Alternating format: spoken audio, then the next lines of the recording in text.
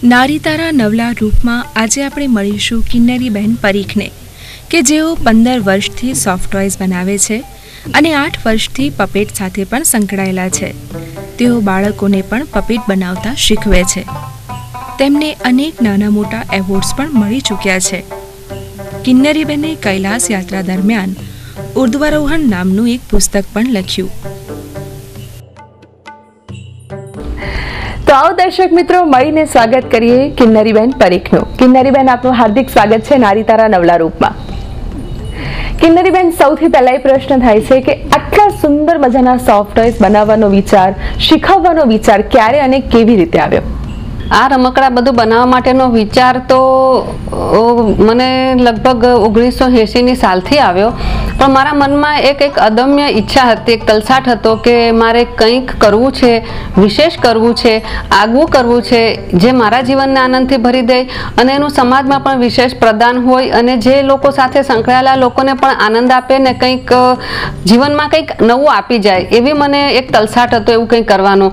પણ વર્ષો સુધી મને દિશા જ નહોતી મળતી. પણ હું જ્યારે સેન્ટ ઝેવિયર્સ કોલેજના છેલ્લા વર્ષમાંથી ત્યારે અમારા કોલેજના એક બેન બોમ્બે નિર્મલા નિકેતનમાં અભ્યાસ કરી અને ક્લાસ ચાલુ કર્યા.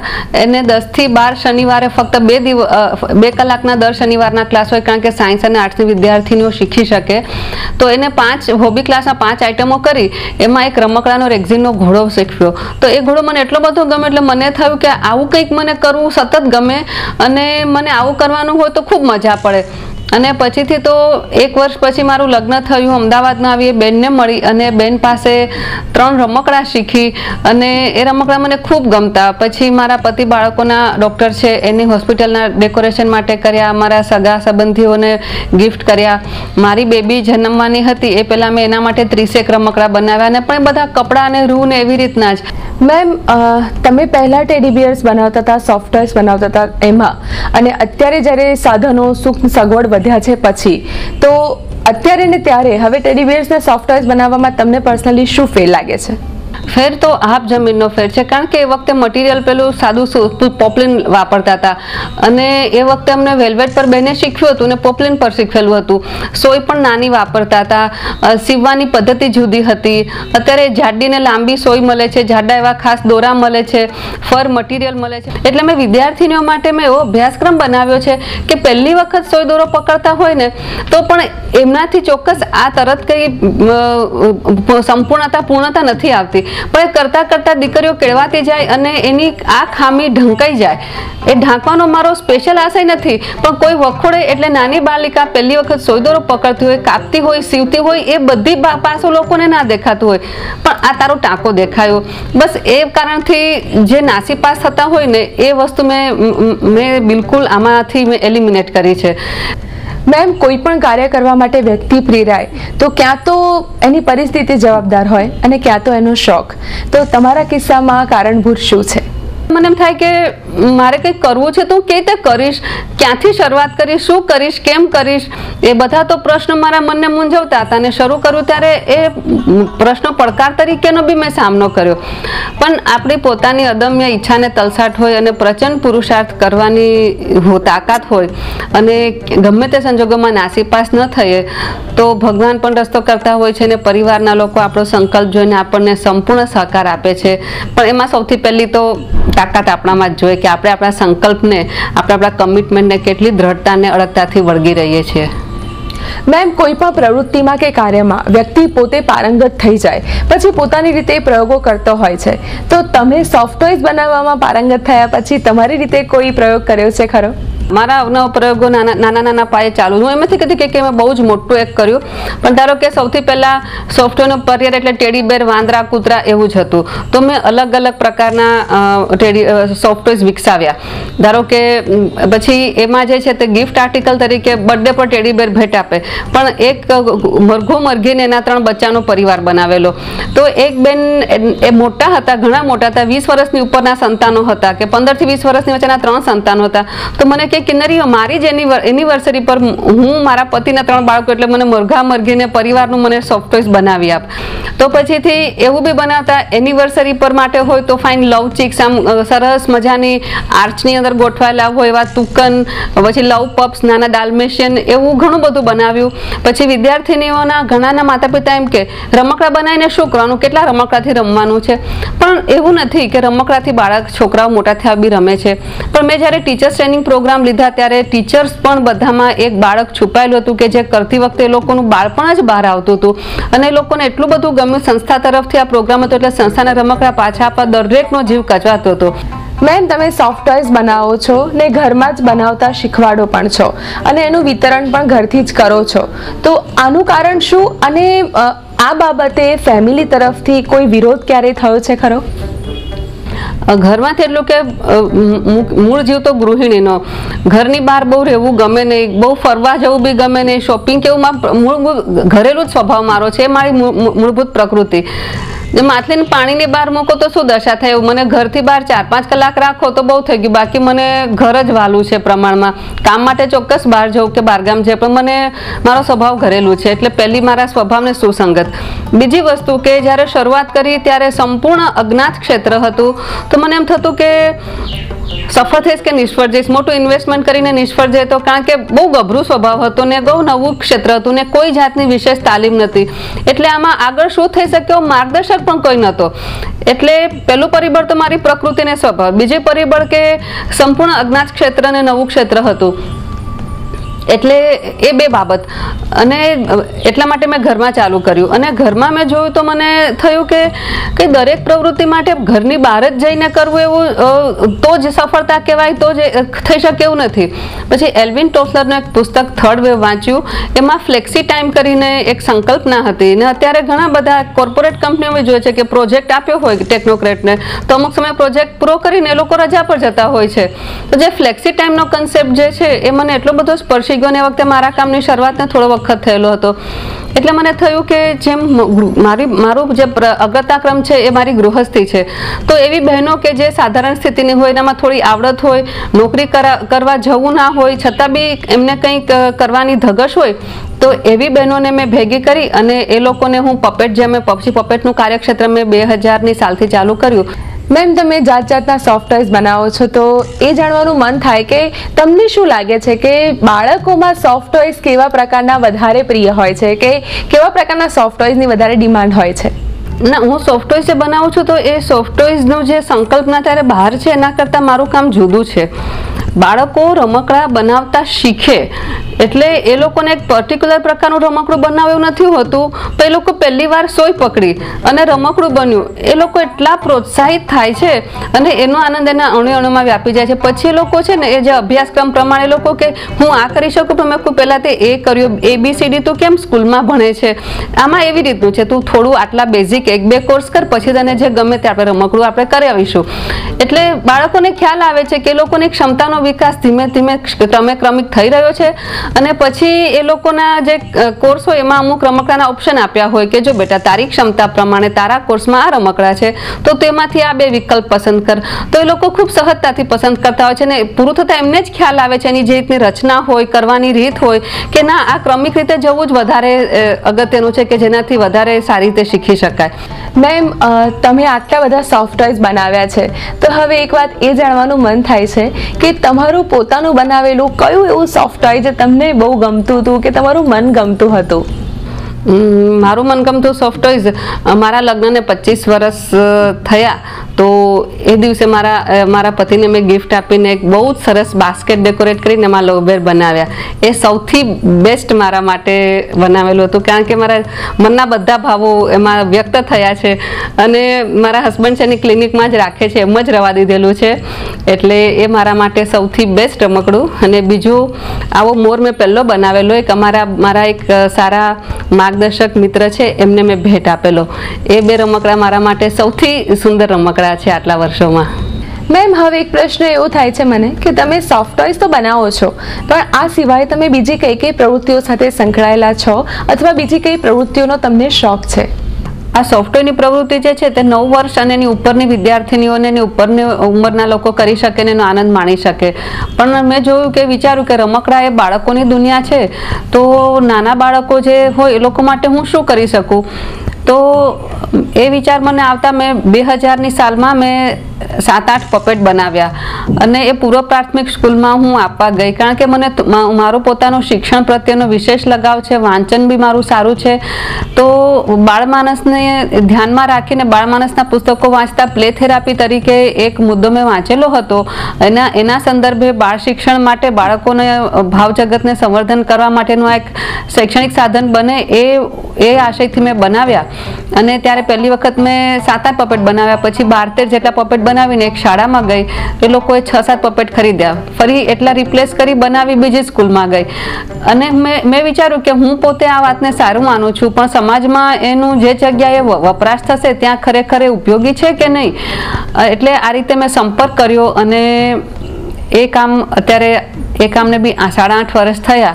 તો એ કામનો એટલો બધો સુંદર વ્યાપ થયો છે કે સોફ્ટ ટોયઝમાં જેમ વિદ્યાર્થીઓએ રાષ્ટ્રીય કક્ષાએ ઇનામ મેળવેલા છે, એમ ઘણી બધી શાળાઓમાં એક ગુજરાતનું બહુ મોટું શૈક્ષણિક સંકુલ છે કે ગુજરાતમાં 350 બાલ મંદિરો છે, એના 100-125 જેટલા બાલ મંદિરોમાં મારા પપેટ વપરાય છે. લોકોનો સંશોધન અને પ્રશિક્ષણ કેન્દ્રમાં મારા બધા પપેટ વપરાય છે. ત્યાં આંગણવાડીની સુપરિન્ટેન્ડન્ટ બહેનોનો તાલીમ કાર્યક્રમ ચાલતો હોય છે, એમાં મને એ લોકો મને લેક્ચર માટે બોલાવે છે. પપેટના શિક્ષણનો ઉપયોગ એ મેં આખી વર્કશોપ તૈયાર કરેલી છે, ટીચર્સ ટ્રેનિંગ પ્રોગ્રામ કરેલા છે. અને પપેટનું શિક્ષણમાં ઘણો એક મહત્વ ધરાવે છે. એટલે ગુજરાતની ઘણી બધી શાળાઓ, પીટીસી કોલેજમાં, એનજીઓમાં જે બાળકોનો પ્રોજેક્ટ હોય તો મારા પપેટ વપરાયા છે.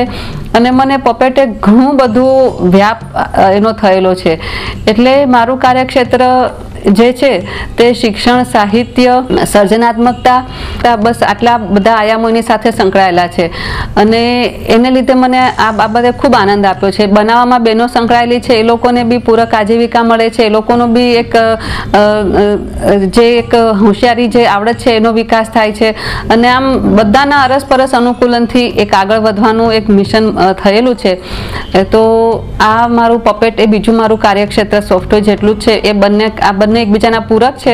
અને મારું માનસ સંતાન છે એમ કહું તો બી એમાં અતિશયોક્તિ નથી.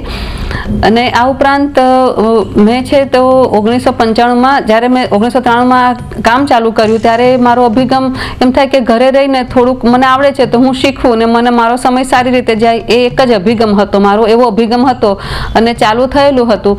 અને મેં એક લેન્ડમાર્ક ફોરમ નામનો એક પ્રોગ્રામ કર્યો 1995માં. તો એનાથી મારી જે ક્ષમતાને જોવાની અને મારી જાતને જ જોવાની આખો અભિગમ બદલાઈ ગયો. અને મારા કાર્યક્ષેત્ર માટેનો બી મારો સંદર્ભ બદલાઈ ગયો કે હું ઘરે બેસીને કામ કરું છું, મારી પાસે કોઈ વિશેષ સર્ટિફિકેટ નથી, કોઈ તાલીમ નથી લીધી, એની બદલે મારા જાત અનુભવે મારી પાસે આટલું સમૃદ્ધ કાર્યક્ષેત્ર છે તો એનો કેમ વિશેષ વ્યાપ કરું. એ આખો મારો પેરેડાઇમ શિફ્ટ થઈ ગયો. અને એ લેન્ડમાર્ક એજ્યુકેશનમાં મેં 11 વર્ષની અંદર 33 અલગ અલગ પ્રોગ્રામ કર્યા. એમાં મેં આસિસ્ટિંગ કર્યું અને એ મારે એક પ્રવૃત્તિનો ભાગ તરીકે નહોતો, પણ લેન્ડમાર્કનું જે શિક્ષણ હતું એ મને એટલું બધું અસરકારક કર્યું અને મારા હૃદયમાં ઉતરી ગયું કે મને થયું કે આ જે શિક્ષણની જે તાલીમ છે એ મારે સંપૂર્ણ રીતે આત્મસાત કરવી છે અને મારે મારા જીવનમાં વણવી છે. એટલે મારા જીવનના એક અભિન્ન હિસ્સા તરીકે મેં લીધેલો હતું. લોકોને એમ થાય કે કિન્નરીબેન કેટલા એક્ટિવ છે, આ કરે તે કરે, એ લોકોનો અભિગમ હતો. પણ મારા માટે તો એક મારા જીવનને વિશેષ સમૃદ્ધ બનાવવા માટેના જે શિક્ષણ હતું એ આત્મસાત કરવા માટેના મારા પ્રયત્નો હતા. એટલે અને એ મારા બાળકોમાં બી મારે પૂરેપૂરું ઉતારવું હતું. એટલે કોઈ બી વ્યક્તિનો સતત અભ્યાસ હોય, કોઈ બી બાબતનો સતત અભ્યાસ હોય તો આપણે એનું પૂરેપૂરું પામી શકીએ. એ ધ્યેયથી મેં લેન્ડમાર્કમાં 11 વર્ષ હું રહી, એના બધા સેમિનાર અને બધા વર્કશોપ કરી. એમાં આસિસ્ટિંગ પણ ઘણું બધું આસિસ્ટિંગ કર્યું અને ત્યાંના આસિસ્ટિંગે મને વધારે ને વધારે મને સમૃદ્ધ બનાવી. અને એનાથી હું જે કેટલા બધા લોકોના જીવનમાં હું એક વિશેષ યોગદાન આપી શકી, કંઈ નવું વિશેષ કર્યા વગર પણ લેન્ડમાર્કમાં આસિસ્ટિંગથી હું ઘણું બધું કરી શકી બીજા માટે, અને એનાથી મારી જાત જ સમૃદ્ધ બની સરવાળે તો. પણ એક પ્રવૃત્તિ નહોતું, પણ મારા જીવનનું એક અભિન્ન અંગ હતું. જેમ અર્જુનનું શસ્ત્ર ગાંડીવ ને કૃષ્ણનું સુદર્શન ચક્ર છે, એમ લેન્ડમાર્કનું જે શિક્ષણ છે મારા માટે એટલું જ અગત્યનું છે અને મને જીવનમાં ખૂબ કામ આપે છે. અને એ કર્યા પછીથી મારાની શક્તિઓ વધારે, હું મારી શક્તિઓ વિકસવા માટેની જ્યાં રૂકાવટ હતી એ હું જોઈ શકી. શક્તિ કંઈ મને નવી નથી મળી કે આત્મવિશ્વાસ બી વિશેષ નથી ક્યાંયથી આવ્યો. મારામાં જે હતું એ મને સમજવા માટે કઈ કઈ વસ્તુઓ બાધારૂપ બનતી હતી એ જોવાની સજાગતા અને દ્રષ્ટિ કેળવાઈ, અને દ્રષ્ટિ કેળવાતા મને ઘણું બધું સ્પષ્ટ ચિત્રોને માર્ગદર્શન મારી જાતમાંથી જ મળતું રહ્યું સમયને સંજોગો બદલાતા. એટલે આ એક મારા જીવનનો એક અભિન્ન હિસ્સો હતો. એ પહેલાં હું 4 વર્ષ મેં આઈસ્ક્રીમના ક્લાસીસ કરેલા હતા અને બહુ જ સફળ ગયેલા હતા.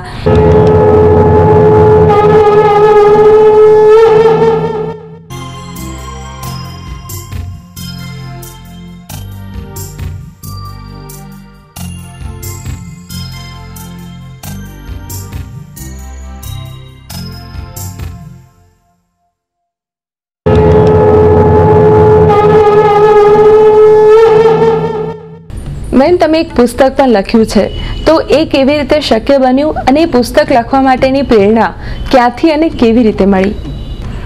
મને પોતાને નાનપણથી વાંચવાનો પુષ્કળ શોખ હતો. હું બહુ જ વાંચતી, બાળ સાહિત્ય બહુ વાંચતી નાની હતી ત્યારે. પછી અખન આનંદ, નવનીત એવા બધા જે ગુજરાતના સમૃદ્ધ મેગેઝિનો તો જ્યારથી અક્ષર ઓળખી હતી ત્યારથી મેં આંખ સામે જોયેલા છે. અને બધા જ પ્રકારના વાંચનો મને ખૂબ ગમે, જીવનચરિત્રો ગમે, ફિલોસોફી ગમે. એટલે પુસ્તકો વચ્ચે જ હું મોટી થઈ છે અને પુસ્તકોએ જ મારું ઘડતર ઘણું કર્યું છે. એટલે કોઈ વખત એમ થાય કે મારે પણ એક પુસ્તક છપાય તો કેટલું સારું, એવી ઈચ્છા મનમાં રહ્યા કરતી હતી. પણ થાય કે મને એવું ક્યાં લખતા આવડે ને એવું કંઈ થોડું શક્ય બને, એવી ઈચ્છાઓ તો ઘણી બધી હોય, પણ આ ઈચ્છા માટે વિશેષ લગાવ હતો. અને 2004માં સૌથી દુર્ગમ એવી કૈલાસ માનસરોવર યાત્રા કરી. આ યાત્રા જે છે તે દુનિયાના સૌથી અઘરા 10 ટ્રેક કહેવાય છે, એમાંનો એક ટ્રેક છે.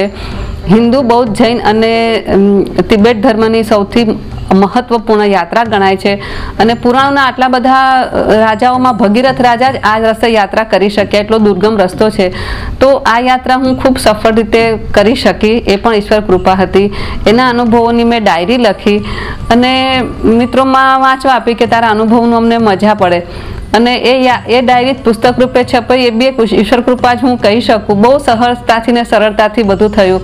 મેમ, લગ્ન પછી પણ પ્રવૃત્તિશીલ રહેવું એક સ્ત્રી માટે લગભગ અશક્ય હોય છે, તો તમારા માટે આ આટલું સરળ અને શક્ય કેવી રીતે બન્યું? આમ જોઈએ તો હું જે માહોલમાં અત્યારે મને 50મું વર્ષ બેસશે, તો એ વખતે કઈ સ્ત્રીઓ કઈ બહુ કામ નથી, ઘર છે બીજું કઈ વિશેષ પ્રવૃત્તિ નથી. એટલે સ્ત્રી માટે ઘરકામ જ હોય એ જ મારો એક માનસિક બંધારણ હતું. છતાં પણ મને એવું થાય કે મારા અમુક લોકોને જોયા હોય એમ થાય કે ઘરની જવાબદારી બી એટલી જ અગત્યની છે. આમ જોઈએ તો સ્ત્રી જે છે તે પરિવારની કરોડરજ્જુ છે. અત્યારનો સમય બદલાયો છે અને બદલાતા સમય સાથે જે પોતાની એક ઓળખ માટેની આંધળી દોટ મુકાયેલી છે, એમાં પરિવારનું સંવર્ધન બાજુ પર રહી જાય છે, એ બી જોયું છે. પોતાની ક્ષમતા ખીલવવી અને સગવડો મળે છે એનો લાભ લઈને વિકસવું એક વસ્તુ છે, પણ મારા મતે હું એવું માનું છું કે પરિવારમાં બાળકો, સંતાનો અને પરિવારના ભોગે હું ક્યારેય મેં કર્યું નથી ને હું કરવા માંગતી પણ નથી. આ માન્યતા મારી પોતાની છે અને મારા પોતા પૂરતી સીમિત રાખી છે. મેમ, કોઈ પણ પુરુષ સફળ થાય તો એવું કહેવાય કે એની પાછળ સ્ત્રી જવાબદાર છે. તો તમે આજે આટલા સફળ છો, આટલા પ્રવૃત્તિશીલ છો, તો તમારી સફળતાનો શ્રેય તમે કોને આપો છો? હું મારી સફળતાનો શ્રેય સૌથી પહેલાં તો ઈશ્વર કૃપા માનું છું. મારો પરિવાર કે જે લોકો બધાએ મને દરેક સંજોગોમાં સાચવી છે, મને સગવડ કરી આપી છે અને મને કોઈ વાતની ક્યારેય ના નથી પાડી. અને બાકી મારી સાથે સંકળાયેલા લોકોનો બી સદભાવનાનો વિશેષ ફાળો ચોક્કસ જાણે અજાણે હશે, એ તો અગણિત લોકોનો છે. બસ આ મારી સફળતા જે કહું તે મારા સમજે કે ને ઈશ્વર કૃપા, વડીલોના આશીર્વાદ અને સ્વજનોનો સ્નેહ અને સદભાવ, એ બધાથી આગળ વધી છું. મેમ, અત્યારે તો તમે આટલી બધી પ્રવૃત્તિઓ કરો છો, પણ ભવિષ્યમાં બીજી કઈ કઈ પ્રવૃત્તિઓ સાથે સંકળાવા માંગો છો? ભવિષ્યમાં હું અત્યાર સુધીનું મારું જીવન અત્યારે હું બોલું તો મને એવું લાગે છે કે મેં જે વિચાર્યું હતું કે મેં સપનું જોયું હતું એના કરતાં બી વિશેષ સરસ મને ભગવાને આપ્યું છે. તો મારો બુદ્ધિનો પનો ટૂંકો પડે એના કરતાં વધારે ભગવાન જ ખ્યાલ રાખે છે મારું. તો પછી એની જ દોરવણી પ્રમાણે મારું જીવન ઉઘડતું રહેશે. પણ અત્યારે તો હું એમ કહું તો બાળકની સરળતા, યુવાનોનો ઉત્સાહ અને મધ્યમ વયનું શાણપણ, એ ત્રણેય વસ્તુઓ જેમ કેલિડોસ્કોપમાં અલગ અલગ ડિઝાઇન થતી હોય તે મારા જિંદગીના અનુભવ અને સંજોગો સાથે હું આનંદથી જીવી રહી છું. મને ભવિષ્યની બહુ એ શું કરવું કે એવી કોઈ મને એવી ચિંતા કે આમ એનો કંઈ મહત્વાકાંક્ષા કે એવો કોઈ ધખારો નથી મને. મેમ, આજે તમે વાંચતા હશો કે છાપાઓ સ્ત્રીની આત્મહત્યાના કિસ્સાઓથી ઉભરાય છે, ત્યારે તમને એક સ્ત્રી તરીકે શું લાગે છે કે બહેનોએ પોતાની માનસિકતામાં હકારાત્મક વલણ કેવી રીતે ઉમેરવું જોઈએ? કોઈ પણ વસ્તુથી નાસીપાસ નહીં થઈ જવાનું ક્યારેય જિંદગીમાં. આપણે અડગતા ને દ્રઢતા કેળવવાની સ્ત્રી તરીકે, સંજોગોની સામે હાર નહીં માની લેવાની, અને સ્વાતંત્ર્યનો ઝંડો ફરકાઈને નારીવાદથી બધા આમ જે ડખા થતા હોય છે એવા બી ઊભા નહીં કરવાના, પણ શાંતિથી બહુ ખૂબ પોઝિટિવ વિચારથી ને નિડરતાથી આપણે આપણા વિચારોને તપાસતા રહીએ તો કોઈ પરિસ્થિતિનો ઉકેલ મળતો જ હોય છે. અને મારે આ મેળવવું છે, તે મેળવવું છે, એની દોટમાં આપણે ખરેખર શું છીએ એ જ ભૂલી જતા હોઈએ છીએ. આપણું સાચું સત્વ તો એમાં જ છે, મને આ મળ્યું, 2 દિવસ મને આનંદ થશે, પણ એ શાશ્વત છે. જ્યારે મારું મૂલ્યનિષ્ઠ મારું જીવન છે, મારા વિચારો જે છે, મારું વલણ છે કે હું કોણ છું અને મારું શું અભિવ્યક્તિ છે, એ જે છે હંમેશા આનંદ આપનારી બાબત બની રહે છે. સમય સાથે સમયના પરિપ્રેક્ષ્યમાં બધું બદલાતું રહે છે, પણ અડગતા અને નિડરતાથી કંઈ પણ પરિસ્થિતિનો ઉકેલ સહ્ય બને છે એવું મારું માનવું છે. અને દર્શક મિત્રો, હવે સમય થઈ ગયો છે કિન્નરીબેન સાથે ચટ સવાલ પટ જવાબ રમવાનો. તૈયાર થઈ જાઓ કિન્નરીબેન. સૌથી પહેલો સવાલ કે તમારા જીવનની સૌથી સુખદ ક્ષણ કઈ? સૌથી સુખદ ક્ષણ મારી દીકરી જન્મી અને જ્યારે મારી બાજુમાં હતી, નાની નાની ગુલાબી નાના નાના હાથ ને એ જે મારો જીવનની આમ સૌથી પરિપૂર્ણ મારી ક્ષણ કહું, મારી બાજુમાં મારા પડખામાં નાનકડી પરી ઢીંગલી જેવી મારી દીકરી હતી, એ મારી સૌથી સુખદ ક્ષણ જિંદગીની એવી એક ક્ષણ કે જ્યારે તમને એવું લાગ્યું હોય કે યસ, આઈ હેવ અચીવ્ડ ધીસ? ઉર્ધ્વારોહણ પુસ્તક મારું પબ્લિશ થયું એ દિવસે બપોરે 12 વાગે અમે બધા પુસ્તકો ઘરે લાવ્યા, ભગવાન પાસે મૂક્યા, અને આમ એક આનંદનો દિવસ હતો. આમ આજે આવશે કાલે આવશે એમ કરતા 11 ઓક્ટોબરે આવ્યું, અને રાત્રે 8:30 વાગે મારા વડીલ તરીકે મારા મમ્મીને મારા સાસુને મારા ઘરે બોલાવી મારી પાસે લાવેલી હતી આ આનંદ માટે.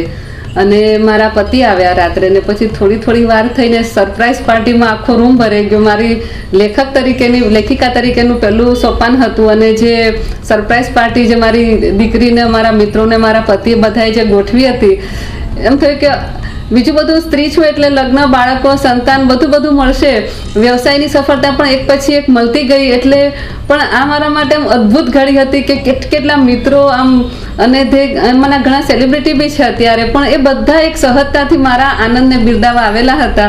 એમ થાય કે હું લેખિકા તરીકે આટલું સન્માન મારા કુટુંબ તરફથી ને સ્વજનો તરફથી, એ મારી બહુ યાદગાર ક્ષણ હતી કે મને એમ થાય કે મને બધું જ મળી ગયું. મેમ, એવી 3 ઈચ્છાઓ કે એવા 3 સપના કે જે કોઈ પણ કિંમતે તમારે પૂરા કરવા છે? સપના તો જોવાની મને રાત દિવસ ટેવ છે, પણ કોઈ પણ કિંમતે પૂરા કરવા એ મારા સ્વભાવની બહુ વિપરીત બાજુ છે. એટલે સપના તો ઘણા છે મારે, અને ઈશ્વરે જે ઈચ્છ્યું છે એ તે પૂરા કરશે. સપના જોવાનું હું નહીં છોડું, એટલે હું સપના જોયા કરીશ ને ઈશ્વરને જે મારા માટે ઉચિત હશે એ રીતે મારા પૂરા કરશે. અને અત્યાર સુધી મેં કોઈ બી ઈચ્છા કરેલી છે એ મારા પરિવાર તરફથી, માતા પિતા તરફથી ને ઈશ્વરથી પૂરી થયેલી છે. એટલે એની કિંમત ચૂકવવી એ વસ્તુ મને જચતી નથી, પણ સપના તો ઘણા છે હજી મારા. મેમ, તમારી પ્રિય સ્ત્રી પ્રતિભા કોણ? પૂર્ણિમાબેન પકવાસા સ્વાતંત્ર્ય સેનાની છે, અત્યારે 93 કે 94 વર્ષના છે, અને એમના દીકરી સોનલ માનસિંહને અત્યારે આખું ભારત ઓળખે છે ને આંતરરાષ્ટ્રીય પ્રતિભા ધરાવે છે, એમના માતુશ્રી. મેમ, તમે અત્યાર સુધીમાં એવી કોઈ વ્યક્તિને મળ્યા છો કે જેના વ્યક્તિત્વથી તમે પ્રભાવિત થયા હો? એકદમ પ્રભાવિત થઈ ગઈ એવું તો, પણ ઘણી બધી લોકોને હું મળી છું, અને બધાની કંઈ સારી છાપ મારા પર જરૂર પડે છે, પણ એકદમ પ્રભાવિત થઈ ગયું ત્યાં પૂર્ણિમાબેન પકવાસાથી. એ એક જ વ્યક્તિ છે કે મને આમ એના બધા પાસાઓ મને હૃદયમાં ઉતરી ગયા છે મારા. ભગવાન તમને કોઈ એક વરદાન માંગવાનું કહે તો શું માંગશો? ભગવાને તે જે મારા માટે ધાર્યું છે ને એ પ્રમાણે તું મને મારું જીવન દોડજે ને મને ઉચકીને ચાલજે. તમારો જીવન મંત્ર? મારા એક પ્રિય લેખક ખલીલ જીબ્રાન, એના પુસ્તકોનું વાંચન મને ઘણું જ સ્પર્શી ગયેલું. એમાં એક બહુ સરસ વાક્ય છે, હું યાત્રી પણ છું અને નાવિક પણ છું, અને મારા આત્મામાંથી નિત્ય નવા પ્રદેશની હરરોજ ખોજ કરી લઉં છું. આ મારો જીવન મંત્ર છે. મારી જાતનું કોઈ બી એક ખૂણાને હું દરરોજ કંઈક નવીન રૂપે પામું છું ને મારી જાત સાથે હું પૂર્ણ આનંદથી અનુભવું છું. મેમ, તમારું મનગમતું એવું ગીત કે જે સાંભળવું ગમતું હોય અથવા ગાવાથી તમને પ્રેરણા મળતી હોય? लेकर सूरज से आग आग गाए जा अपना राग राग आशाए आशाए कुछ ऐसा करके दिखा खुद खुश हो जाए खुदा आशाए खिले दिल की उम्मीदें हंसे दिल की अब मुश्किल नहीं कुछ भी.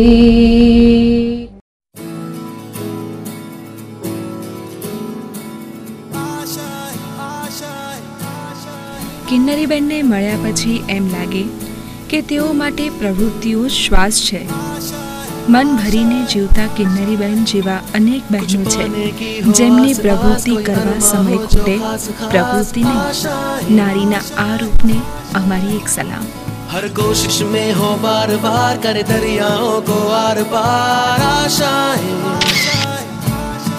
तूफानों को चीर के मंजिलों को छीन ले आशाएं ले दिल की उम्मीदें हंसे दिल की अब मुश्किल नहीं कुछ भी नहीं कुछ भी. या देवी सर्वभूतेषु विष्णुमायेति शक्तिता